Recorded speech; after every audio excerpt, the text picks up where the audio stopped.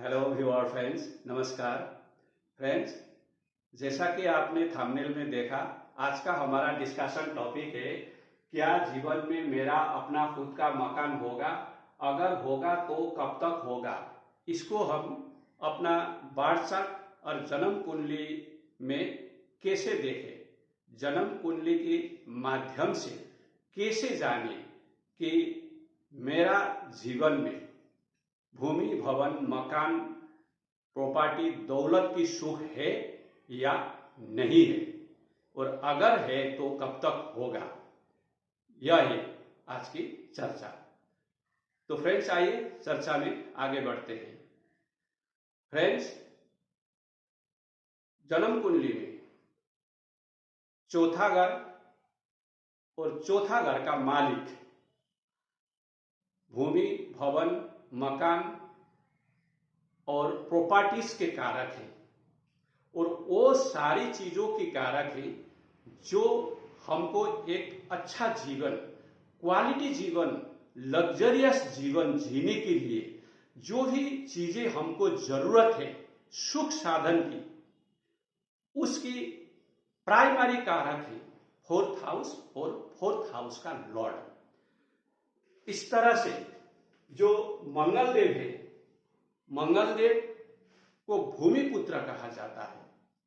वो भूमि के कारक है, जमीन के कारक है, और जो रेडीमेड घर है, रेडीमेड बिल्डिंग्स हैं, उसके कारक है। इसीलिए चौथा घर, उसके मालिक और मंगलदेव, इनको बलवान होना कुंडली में अत्यंत जरूरी है भूमि, भवन, मकान, सुख प्राप्ति के लिए। अगर ये कुंडली में निर्बल है, वीक है, तो जीवन भर संघर्ष करने के बावजूद भी भूमि, भवन, मकान का सुख प्राप्त नहीं होता, और उल्टा हताशा ही हाथ लगता है। तो ये जो प्राइमरी कारक है, चौथा घर के मालिक और मंगलदेव, ये कैसे बलवान होते हैं इसको हम जानते हैं। फ्रेंड्स, जो चौथा घर होता है, आपकी जन्म कुंडली में जो लगन है उससे जो चौथा घर होता है, वो चौथा घर में अगर नैसर्गिक शुभ ग्रह बैठे हैं, अगर कोई ग्रह बैठे हैं तो नैसर्गिक शुभ ग्रह वहां बैठना चाहिए। तो यह एक कंडीशन बनता है, चौथा घर बलवान होता है। और चौथा घर में सेकंड कंडीशन है, जो भी ग्रह बैठेगा, एक बैठे, दो बैठे या तीन बैठे, जो भी जितना बैठे, वो अगर अपना राशि का या स्व राशि का, मित्र राशि का, मूल त्रिकोण राशि का और उच्च का राशि का हो, तो जो चौथा घर होता है बलवान होता है। और तीसरा कंडीशन क्या है, जो लगन से केंद्र घर है और त्रिकोण घर है, उनके मालिक होकर चौथा घर में जो लॉर्ड बैठता है, बैठे तो चौथा घर बलवान होता है। केंद्र कौन है, त्रिकोण कौन है? फ्रेंड, इसके लिए आप यहाँ चार्ट में देखिए, मैंने लिखा है, यह जो कुंडली यहाँ मैंने बनाया है, या 8 लिखा है, आप ये देखते हैं, ये लगन है, वृश्चिक लगन है। तो लगन जो होता है केंद्र और त्रिकोण होता है। मैंने यहाँ लिखा है केंद्र प्लस त्रिकोण, इसीलिए बहुत बलवान और शुभत्व वाला होता है। चौथा घर केंद्र होता है, सातवां घर केंद्र होता है। सातवां घर का रोल भी बहुत अधिक होता है, 10वां घर एक सारी केंद्र का रोल बहुत अधिक होता है। सातवां घर तो फोर्थ हाउस से फोर्थ है, भावत भावम से, इसीलिए भूमि, भवन, मकान का जो के लिए इसका भी बहुत बड़ा रोल होता है। एक केंद्र है, और त्रिकोण 5वां घर है और 9वां घर, 9th हाउस त्रिकोण है। तो इनके लॉर्ड होकर अगर यह ग्रह बैठता है तो चौथा घर बलवान होता है। अब चौथा घर का मालिक कैसे बलवान होता है?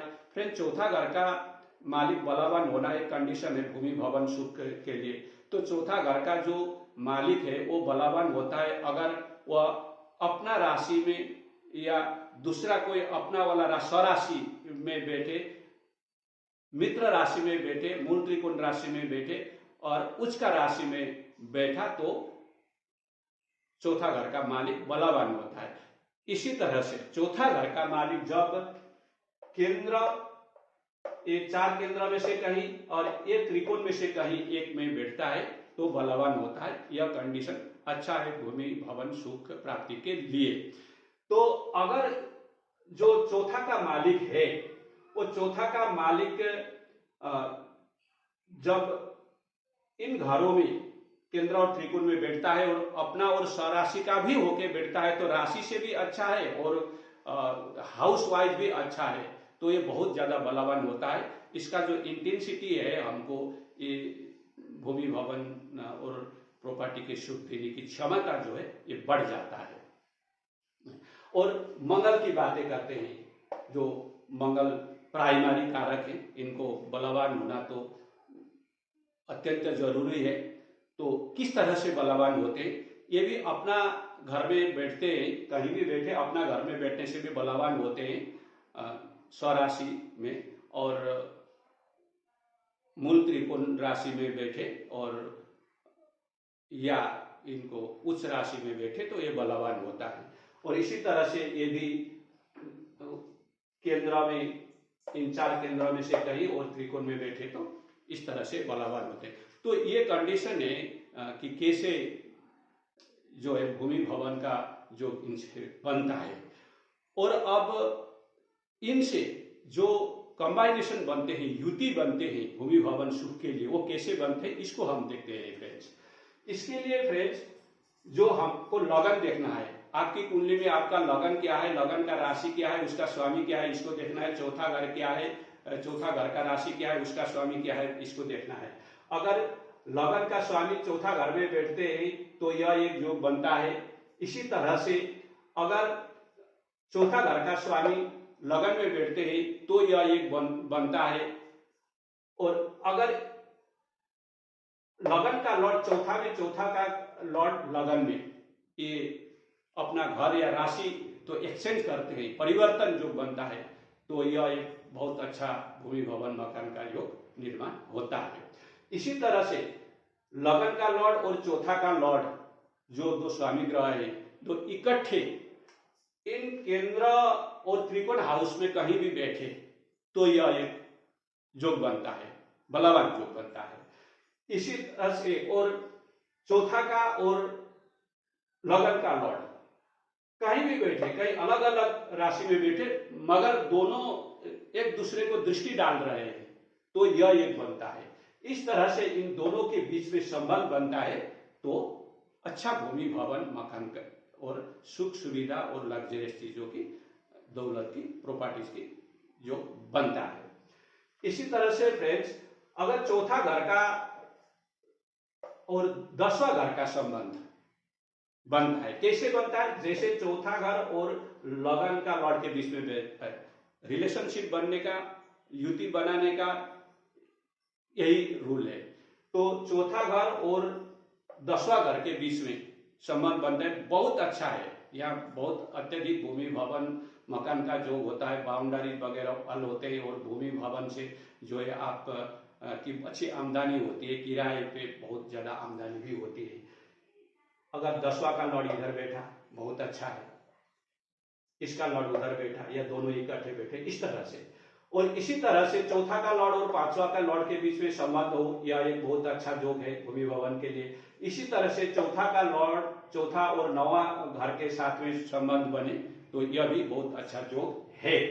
इस तरह से फ्रेंड अब ये चौथा घर और 8वां घर और 11वां घर के बीच में भी संबंध बनता है, तो यह भी एक जो है आपकी फ्रेंड सर्कल से के माध्यम से आपको जो है भूमि भवन सुख की प्राप्ति की जो है योग बनता है। वैसे 6ठा, 8वां और 12वां घर भूमि भवन सुख के लिए अच्छा नहीं है, लेकिन ये एक्सेप्शन है। इसी तरह से फिर अगर चौथा घर का मालिक और दूसरा घर का मालिक के बीच में अच्छा संबंध हो तो यह हमको परिवार की माध्यम से जो इनहेरिटेंस मिलता है भूमि भवन सुख का, क्योंकि सेकंड हाउस परिवार का घर है, चौथा घर भूमि भवन का है, ऑलरेडी हम इसको जान चुके हैं। इस तरह से अगर 9th हाउस का लॉर्ड और सेकंड हाउस के जो लॉर्ड है, इन दोनों के बीच में अगर संबंध बनता है, 9th हाउस भाग्य का है, पिता का है, तो भी भूमि भवन का सुख जो है इनहेरिटेंस के माध्यम से बनता है, परिवार के पिता के माध्यम से, इस तरह से ये बनता है। और अगर जुपिटर गुरुदेव अगर 8वां घर में बैठे शुभ होकर, अच्छा होकर, तो सेकंड हाउस में भी ये दृष्टि डालते हैं। और 8वां घर का मालिक भी शुभत्ता है, तो ये भी जो है हमको इनहेरिटेंस की मार्फत जो है प्रॉपर्टी दौलत मिलता है। और ये प्रॉपर्टी के थ्रू इस तरह से मिलता है। और फ्रेंड्स, अभी यहां चंद्र का अगर प्लेसमेंट है, चंद्र तो हमारी जो बात चार्ट जो कालपुरुष की कुंडली है, इसमें चौथा घर का मालिक चंद्रदेव होते हैं, कर्क राशि चौथा घर होता है। तो अगर चंद्र चौथा घर में बैठते हैं तो ये एक भूमि का अच्छा एक मकान को आपको अच्छा सुंदर मकान और नया मकान का जो बनाते हैं। चंद्रदेव यहाँ अच्छी पोजीशन में बैठे तो नीच का ना हो और यहाँ कोई बना के बैठे तो चंद्रदेव का यहाँ बैठने से एक नई मकान का योग बनता है। मकान का योग बनेगा तो भूमि का योग बनेगा। और फिर शुक्रदेव और चंद्रदेव अगर यहाँ इकट्ठे बैठते हैं चौथा घर में तो बहुत बड़ा, बहुत लग्जरियस मकान आपका बनता है। भूमि भवन में आपको बहुत ज्यादा अत्यधिक कता यहाँ होती है और बहुत लग्जरियस आपका जो है घर होता है, क्योंकि शुक्रदेव जो है लग्जरी के कारक हैं, ब्यूटी के कारक हैं, तो और ये सुख साधन के भी कारक हैं। तो यहाँ चंद्रदेव और शुक्रदेव का बैठने से, यहाँ गुरुदेव का बैठने से होता है। गुरुदेव तो सुख के कारक है, गुरुदेव की तो डिवाइन ब्लेसिंग वगैरह हमारा जीवन में कोई भी प्राप्ति और सुख तो नहीं हो सकती, इसको अत्युक्ति नहीं होगा। तो गुरुदेव का यहाँ बैठने से बहुत मजबूत, अच्छा मजबूत भी अच्छा घर होगा, बड़ा घर होगा। ये जो शुक्रदेव का वहां बैठने से भी बड़ा घर, लग्जरियस घर, और गुरुदेव का चौथा घर में बैठने से भी बड़ा घर होता है, मजबूत घर होता है। और घर में एक आध्यात्मिक इन्वायरमेंट और एक एजुकेशन का और एक धार्मिक इन्वायरमेंट घर में होता है। बहुत अच्छा है गुरुदेव का यहाँ बैठना। तो अब क्या डिग्निटी लेकर बैठते हैं इसको भी देखना है। अगर यहाँ बुधदेव बैठते हैं तो बहुत डेकोरेटिव हाउस होता है, जो बहुत ब्यूटीफुल घर होता है। और हो सकता है कि आपकी घर से कोई घर व्यापार का माध्यम हो, मतलब घर से कोई व्यापार चलता हो, स्पेशली जो है कम्युनिकेशन आईटी सेक्टर की कोई आपकी जो आमदनी की व्यवस्था, एक बिजनेस यहाँ से चलता हो, ऐसा होता है इनका बैठने से। और यहाँ अगर शनिदेव बैठते हैं तो शनिदेव बैठने से पूर्णा घर का ये होता है, जो पुरानी जमीन पुरानी घरे से। और राहुदेव की बैठने से क्या होता है, वो भी टूटा फूटा और पुराना, जिसको रिपेयरिंग करने की जरूरत है, तोड़ फोड़ के फिर से बनाने की जरूरत है, बट आप प्रॉपर्टी खरीदते नहीं यहाँ इनका बैठने से राहुदेव का। और यहाँ जो सूर्य है, सूर्यदेव का बैठने से जो है वुडन टाइप का हाउस, जो हमारे नेचुरल रिसोर्सेस से, जो कच्चा रिसोर्सेस से जो बनता है ऐसा, बट अच्छा हाउस ऐसा जो यहाँ बनता है। और मंगलदेव और केतु का बनने से ईट का, ब्रिक्स का, सीमेंट का घर बनता है, लेकिन थोड़ा आगजनी का थ्रेट होता है, ऐसा बताया गया है। और फ्रेंड्स, एक जोग बताता हूं मैं आपको, जो एक बहुत अच्छा जोग है। यह जोग है फ्रेंड्स, जो आपका कुंडली में तीसरा घर है, तीसरा घर में नैसर्गिक शुभ ग्रह का बैठना चाहिए। ठीक है, नैसर्गिक शुभ ग्रह का बैठना चाहिए तीसरा घर में। और चौथा घर का जो मालिक है वो बलवान होना चाहिए यहाँ लगन कुंडली में। और जो नवांश कुंडली होता है D9 चार्ट, वहां भी वो अच्छा डिग्निटी में होना चाहिए। तो इस स्थिति में भी अच्छा, इसमें बहुत ज्यादा भूमि भवन और कंपाउंड वगैरह, बहुत बड़ा कंपाउंड और सराउंडेड कंपाउंड इस तरह का होता है। लेकिन यहाँ जो है शुभ ग्रह बैठना चाहिए। और अगर चौथा का घर 12वां घर में बैठा, स्ट्रांग होके बैठा, अपना राशि स्वराशि मित्र राशि में ऐसे होके बैठा, तो अपना स्थान में भूमि भवन योग नहीं होगा। अपना जो स्थान है, पैतृक जो स्थान है, अपना जन्म का जो स्थान है, वहां से दूर जाकर होगा। कुंडली में अगर विदेश का योग है तो विदेश में जाके होगा। इस तरह यहाँ जो है योग बनता है। इसी तरह मंगल देव का भी जो है चौथा घर के लॉर्ड के साथ में बैठने से, इन स्थानों में इनका बैठने से, बलवान होने से ये योग बनता है। मंगल देव अगर लगन में है तो चौथा दृष्टि इधर पड़ेगा, 9वां में है तो यहाँ पड़ेगा 8वां दृष्टि। मंगल देव का 10वां घर में बैठना बहुत अच्छा है भूमि भवन सुख के लिए, यहाँ वो दिग्बली भी होते हैं। तो यह है जो लगन कुंडली में। फ्रेंड्स इधर देखिए, यहाँ मैंने D4 चार्ट लिखा है। D4 चार्ट क्या होता है? जो हमारा D1 चार्ट का जो 4th हाउस है, जो मेनली प्राइमरीली हमारा जमीन या जो लैंड है और प्रॉपर्टी है, मकान है, इसका जो कारक है, इसका एक्सटेंडेड एम्प्लीफाइड रूप है ये। इसीलिए भूमि भवन मकान की जो है उसको कंफर्मेशन के साथ उसको पक्का सील मार के देखने के लिए, जानने के लिए चौथा घर को देखना जरूरी है। तो चौथा घर में क्या देखना है हमको, मैं कुछ प्रोमिनेंट चीजें बताता हूँ। फिर चौथा घर में ये लगन जो होता है ना, ये बहुत इंपॉर्टेंट होता है। D4 चार्ट का जो लगन होता है, इसका जो लॉर्ड होता है वो केंद्र या त्रिकोण में ही बैठना चाहिए, और अगर बाहर भी बैठता है तो ये अपना राशि, स्वराशि, मित्र राशि और त्रिकोण राशि में ही बैठना चाहिए। और जो गुरुदेव होते हैं, गुरुदेव सुख के कारक है, उनके ब्लेसिंग के बिना तो के सबसे बड़े प्लैनेट हैं और हाईएस्ट जो है हमको जो ब्लेसिंग देने वाले सर्वाधिक सुख के ग्रह है। इसीलिए D4 भाव में भूमि भवन मकान है, मतलब ये मातृका भी घर है, सुख का घर है। तो सुख साधन के लिए जुपिटर को ये जो D चार्ट है, इसमें इनका बलवान होना, अच्छा होना प्राइमरी कंडीशन है।